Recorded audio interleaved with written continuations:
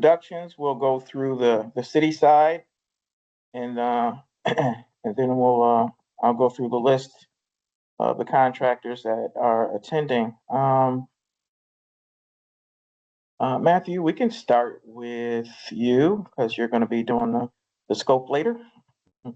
Yeah, good morning. Matt Hunter with HNTB. I'm the design PM. Okay. And Kara.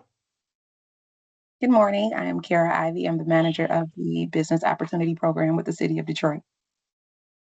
Okay. Pam. I'm Pamela Lemmy with the Department of Public Works City Engineering Division and the project engineer assigned to this project. All right. And Sean. I'm Sean Cummings. I'm an administrator for DPW. I'll handle the contract administration for this project. And Steve. Good morning, Steve Banish, City Engineering Head Engineer. Okay, thank you. And if I didn't introduce myself, my name is Christopher Jones. I am the buyer for this project. And we'll start with Jaya from the external folk. Jaya? Hi, this is Jaya from Major Contracting. Okay, thank you. And Emmanuel Santos.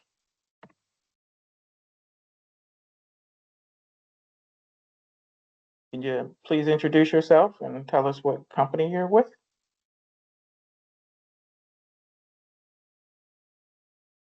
And that's for Santos? Okay, we'll come back. Jordan. Yeah, sorry, Jordan Doty. I'm with HNTB under Matt Hunter's team. Okay, gotcha. Thanks, Jordan. Okay, Nick.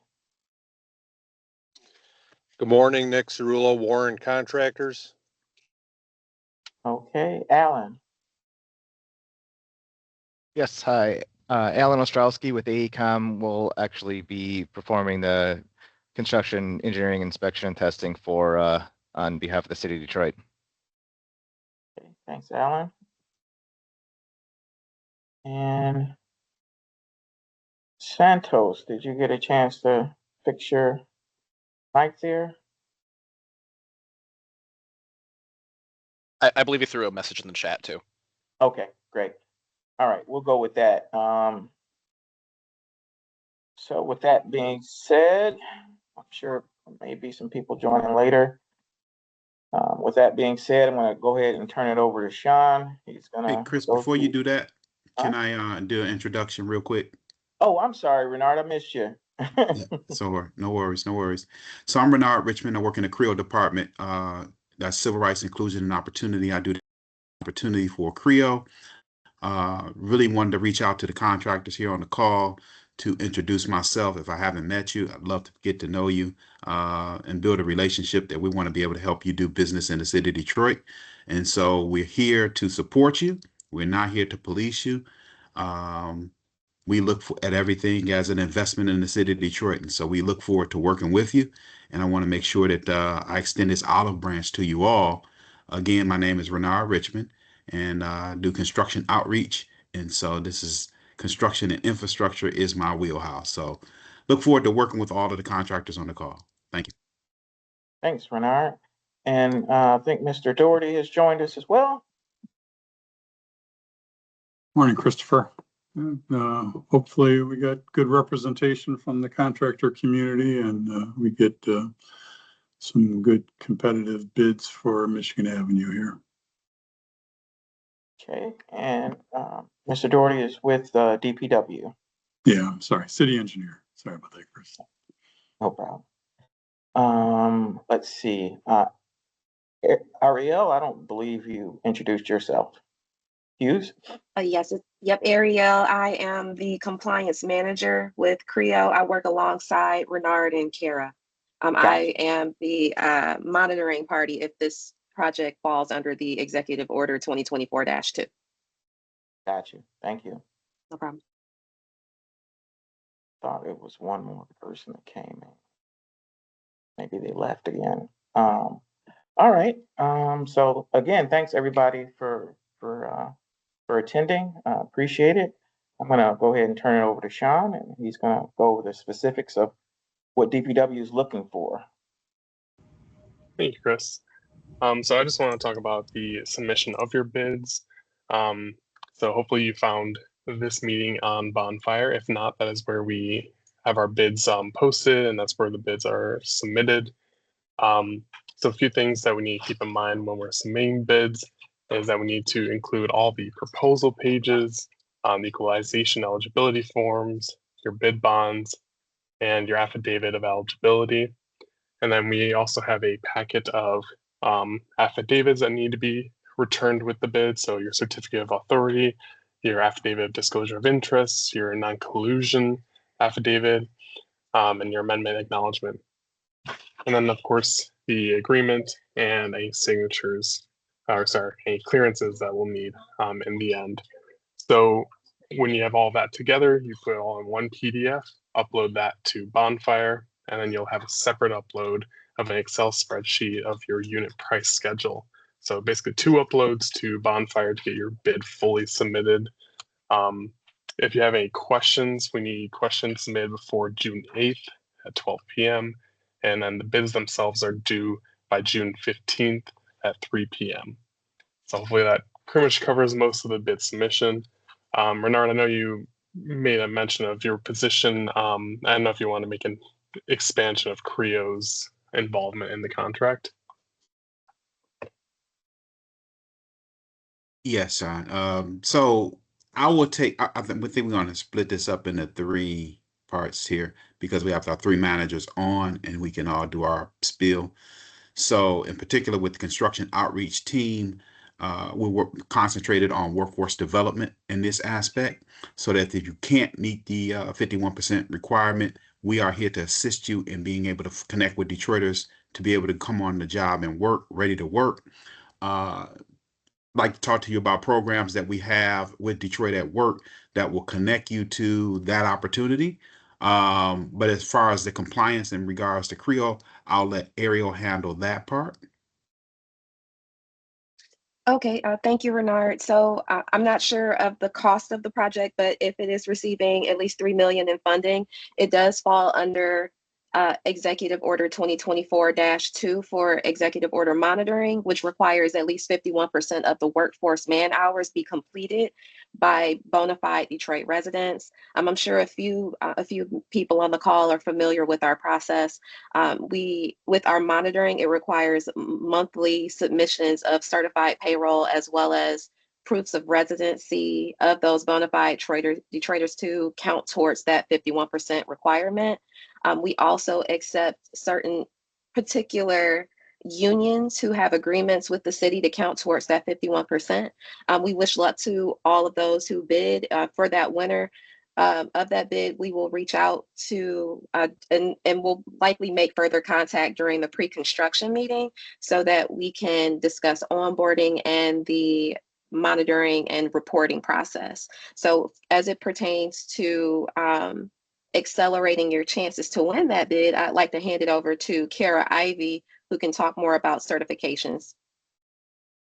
Good morning. As mentioned earlier, I am Kara Ivy. I am the program manager for the Business Opportunity Program within CREO.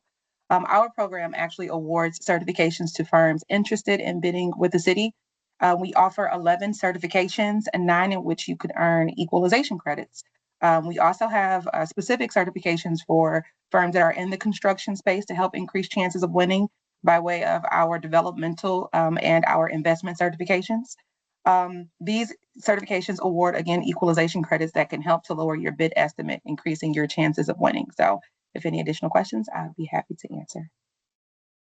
So thank you, team. This is our team and this is how we work. We really want to be able to help you facilitate a successful project and getting more work because we got a lot of work to do in the city. And so we want to get Detroiters working and want you to do business in Detroit. Thank you. Awesome. Thank you, CREO team. And I'm going to pass off to Matt Hunter to go over the scope of the work for this project. Great, thank you. Yeah, actually, Jordan is going to do most of the talking today. Got a lot of ground to cover with the scope. So yeah, just generally speaking, H&T has been the design firm involved through the environmental to this point. Very excited that we are at this stage in the project, getting ready to let and get construction going. There's been a lot of coordination with the public, and everyone is excited about this job. But yeah, there's a lot going on. This is a small section of Michigan Ave between Cass Ave and Woodward, but within that section there are 4 signals. One of those signals at Cass is actually been handled by an adjacent project being led by MDOT, and then we also have another signal down on Shelby and Lafayette. But yeah, we're essentially doing a recon of the Griswold intersection and a rehab for the most part along the rest of the corridor. Also introducing a bus bump out with some bike lanes, reconfiguring the footprint of the roadway. So yeah, I'm just going to hand it over to Jordan. He can get into the details a lot more efficiently than I can. Absolutely, thanks, Matt. So I'll share my screen quick if as long as it's not a problem here, just to kind of give a few graphics.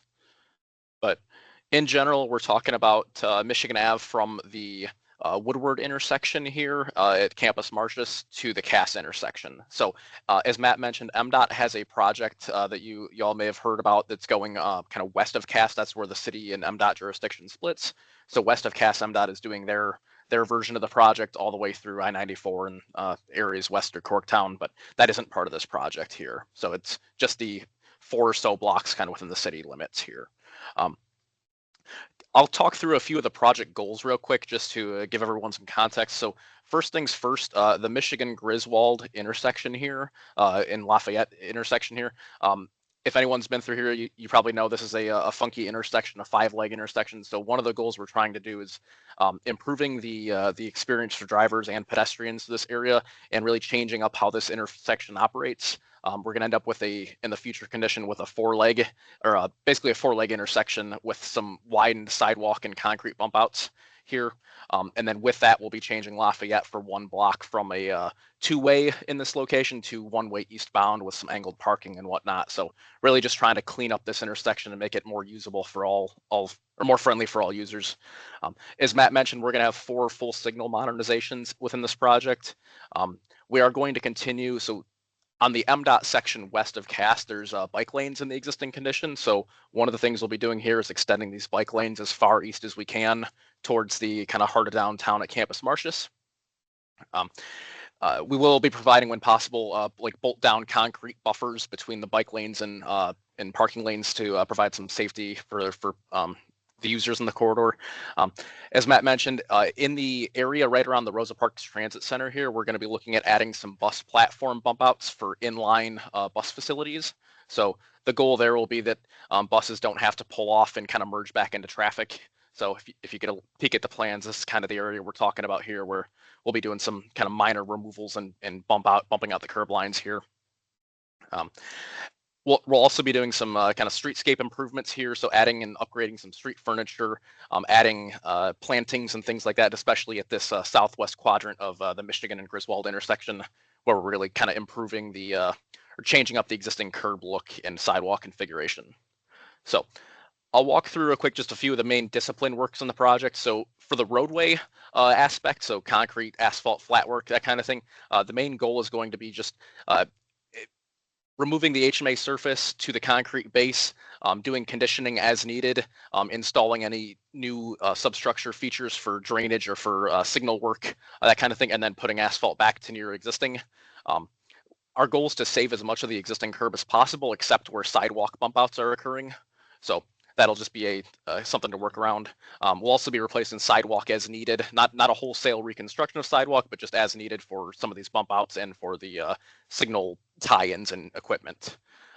Drainage, generally speaking, the existing drainage is being maintained. There will likely be structure adjustments needed for rim elevations, but the overall drainage structures, except at the Michigan and Griswold intersection, are to remain out there. So at the Michigan and Griswold intersection, there's some concerns in the existing condition with spread of rainwater and stuff into adjacent lanes. So with our bump outs here, we're adding some structures and catch basins and whatnot to tie into the existing structure to try to mitigate any concerns with our bump outs. So all that's included in the plans here. Traffic signals. So as mentioned, there's 4. So Michigan and Griswold, Michigan and Shelby, Michigan and Washington, and then Lafayette and Shelby will all be getting full modernizations. The signal at Michigan and Cass here, this one is part of MDOT's jurisdiction for signals. So that work will be done as part of the, you'll see the note on the plans, as part of the MDOT job number that is, from what I understand, likely to happen next year. Sounds like they're going to let that MDOT's project later this year from what we've heard. Lighting, so for street lighting, there's not, there's a handful of locations where we'll need to upgrade or replace, or relocate some existing, signal, or not signal, utility lighting standard foundations, apologize. The goal with those will just be to replace and kind of get them out of the way of our bike lanes and any crosswalks and or crossing locations and sidewalk replacements. So there'll just be a handful of those locations that'll be called out in the plans. We're not replacing the street lighting throughout the corridor. One kind of unique aspect that got added to this project is if folks are familiar with this is on Larned downtown near the Spirit of Detroit Plaza. There's this column uplighting on the People Mover columns here. The goal is to include these, like this style of lighting, inside of the Michigan Ave location where kind of right near the Cass intersection where the People Mover crosses Michigan Ave. So on several of these columns for the People Mover track and then for the People Mover facilities here, the goal will be adding those similar style uplighting on the columns. Right. Pavement marking and signing, that'll all be a full replacement through the corridor, pretty straightforward. Landscaping, as we mentioned, that'll be a main focus at the Michigan and Griswold intersection. So if I go to our streetscape sheet here, so there'll be a good amount of new plantings and whatnot added here, trying to match the intent of what's being provided already or what has been provided the Campus Martius area within the kind of the greater downtown streetscape area. These plantings, these will all be maintained by the DDP after the project, but installed as part of this project. There's also been kind of in the works of getting irrigation added to these planting areas here. So that'll be one additional consideration as part of this project. For the utilities, I guess just note this is a heavy utility corridor. We have our, the utilities mapped on the plans to the best of our knowledge there, and we've been in heavy coordination with a lot of the utility owners to confirm their facilities throughout the project. We expect a lot of surface cover adjustments and things like that for utility owners, but outside of PLD impacts that I noted previously for some of the sidewalk locations, we don't expect any other formal relocations from utilities. No right-of-way takes or anything like that as part of this project.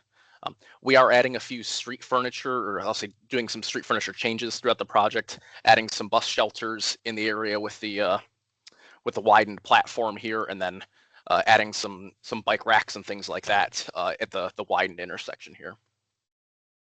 All right.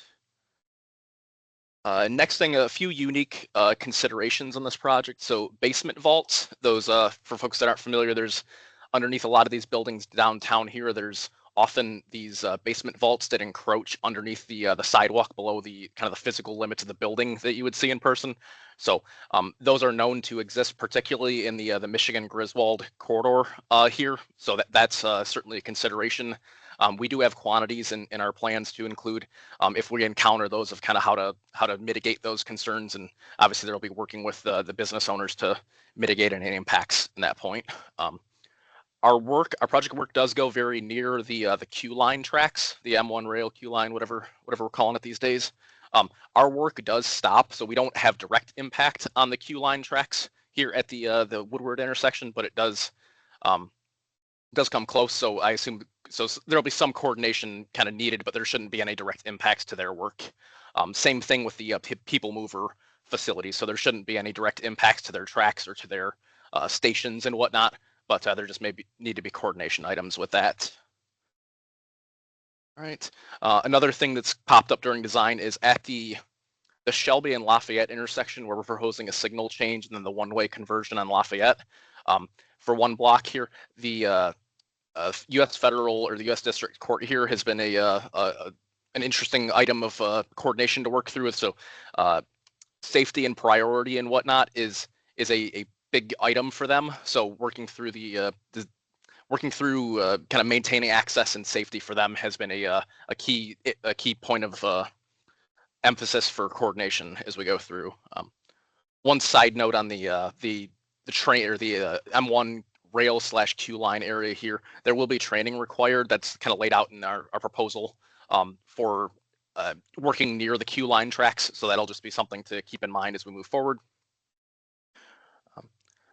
On the maintenance of traffic side of things, so our plans show 2 main stages, so stage 1 and stage 2.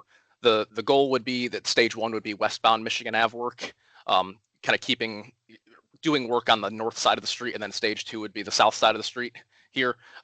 With this in mind here, the goals or the intent of the MOT is to keep at least 1 lane of traffic open for both bounds, both eastbound and westbound Michigan Ave here, and then maintain access to all businesses and driveways and whatnot at all times here.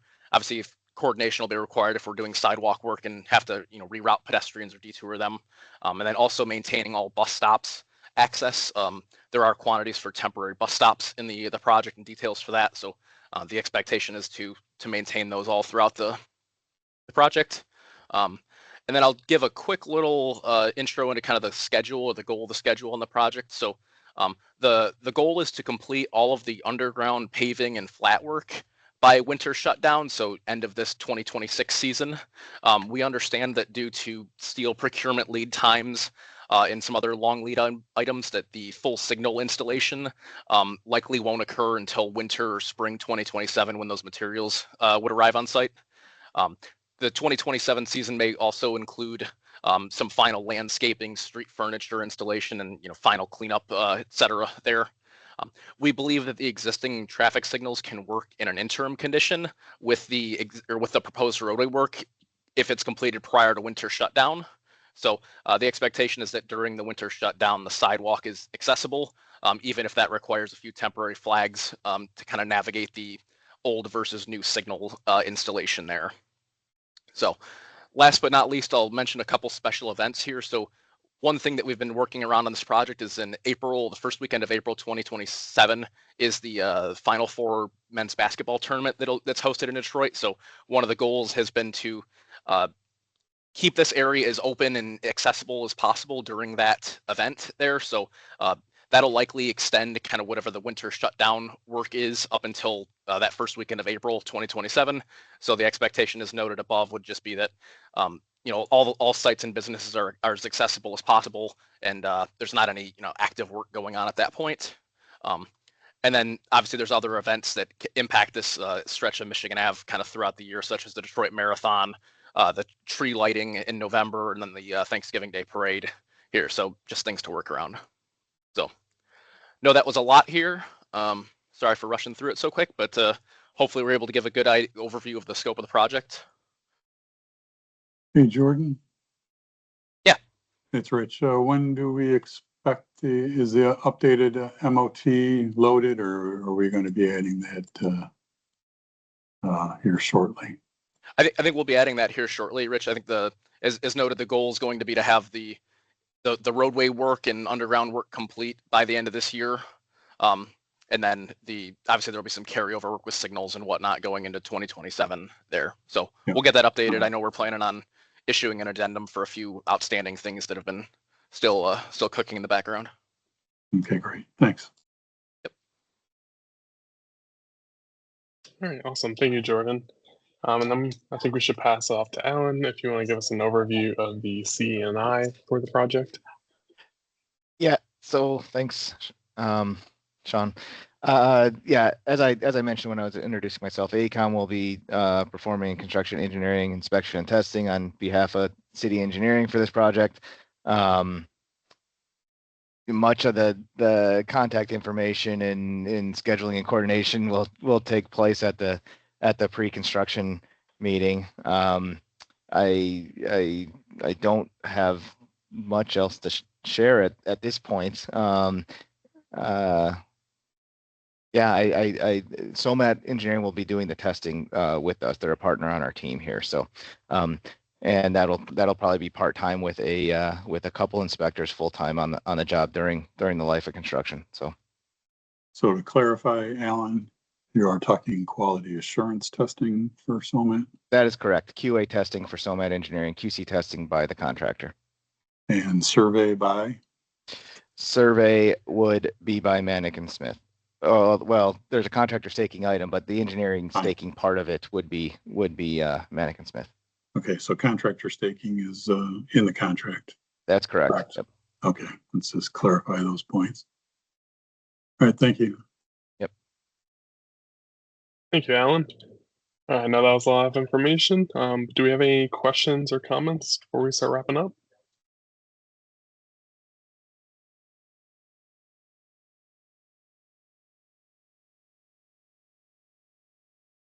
We'll be happy to answer any questions you have, but if they are important, please submit them through Bonfire so we can have it on record. Also, just a little housekeeping, I wanted to reiterate what Sean said earlier, specifically the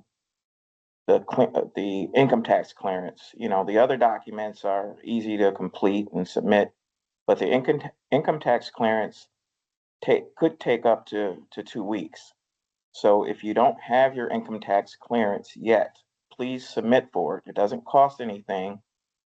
Please submit for it because you don't want that to be a delay in getting you moved forward if you are the awardee. Also, I'd like to reiterate that most of you know that the financial statements are required for larger contracts, but there is a focus on that now. So the awardee would need to give us 3 years of financial statements, just so everybody's on the same page. And so if you need to get something together now, so that isn't a delay, we'll need to have that again to move forward. All right, that's all I had, Sean. Thank you, Chris. Those are very good points. Thank you. Well, if there's no other questions, we can wrap things up. But like Chris said, if you have any questions, please just get them submitted on Bonfire before June 8th so we can get those posted and we get them answered. But I want to thank everyone so much for joining us today. And again, if you have any questions, please feel free to reach out to us and let us know. Thank you. Okay. Great. Thanks all. everybody. Hey.